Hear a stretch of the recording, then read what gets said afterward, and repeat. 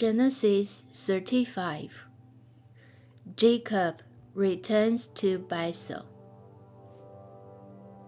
Then God said to Jacob, "Go up to Bethel and settle there, and build an altar there to God, who appeared to you when you were fleeing from your brother Esau." Jacob said to his household and to all who were with him, "Get rid of the foreign gods you have with you, and purify yourselves, and change your clothes.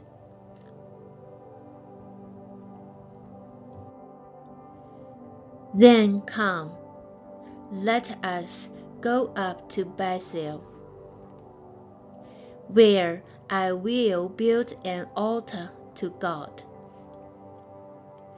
who answered me in the day of my distress, and who has been with me wherever I have gone." So they gave Jacob all the foreign gods they had, and the rings in their ears, and Jacob buried them under the oak at Shechem. Then they set out, and the terror of God fell on the towns all around them, so that no one pursued them.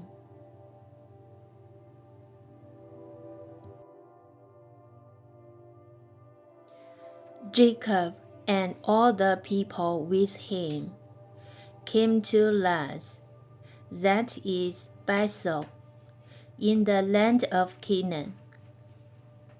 There he built an altar, and he called the place El Bethel, because it was there that God revealed himself to him when he was fleeing from his brother. Now Deborah, Rebekah's nurse, died and was buried under the oak outside Bethel. So it was named Elon Bacchus.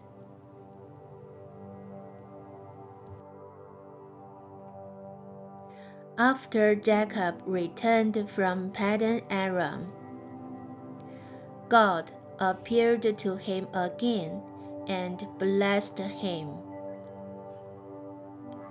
God said to him, "Your name is Jacob, but you will no longer be called Jacob.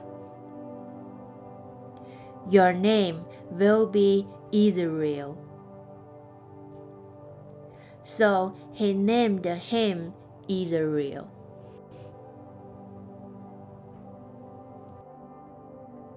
And God said to him, "I am God Almighty. Be fruitful and increase in number. A nation and a community of nations will come from you, and kings will be among your descendants.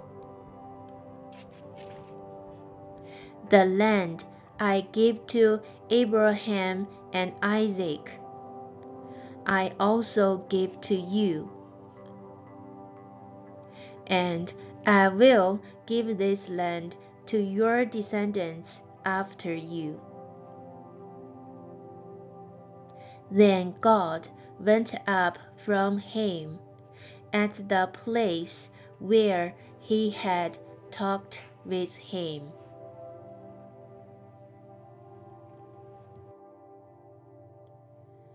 Jacob set up a stone pillar at the place where God had talked with him, and he poured out a drink offering on it. He also poured oil on it. Jacob called the place where God had talked with him Bethel.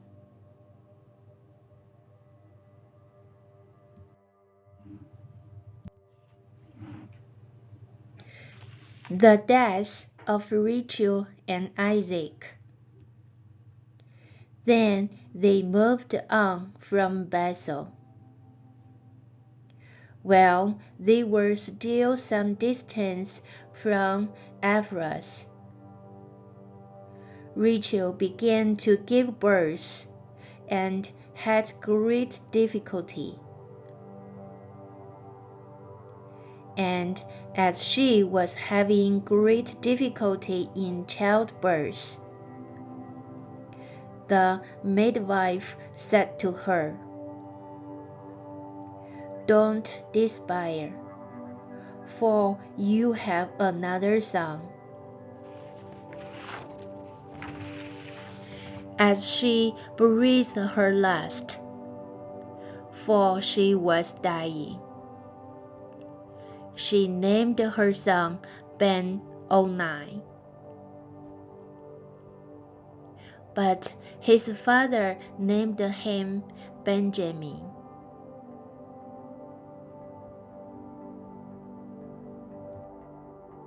So Rachel died and was buried on the way to Ephrath, that is, Bethlehem. Over her tomb, Jacob set up a pillar, and to this day that pillar marks Rachel's tomb. Israel moved on again and pitched his tent beyond Migdal Eder. While Israel was living in that region, Reuben went in and slept with his father's concubine, Bilhah. And Israel heard of it. Jacob had 12 sons. The sons of Leah: Reuben, the firstborn of Jacob; Simeon, Levi, Judah, Issachar, and Zebulun. The sons of Rachel: Joseph and Benjamin. The sons of Rachel's servant Bilhah: Dan and Naphtali. The sons of Leah's servant Zilpah: Gad and Asher. These were the sons of Jacob, who were born to him in Paddan Aram.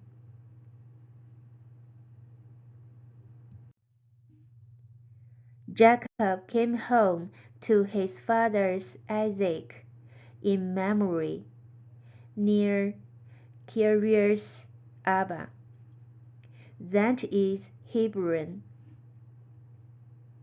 where Abraham and Isaac had stayed. Isaac lived 180 years. Then he breathed his last and died, and was gathered to his people, old and full of years. And his sons Esau and Jacob buried him.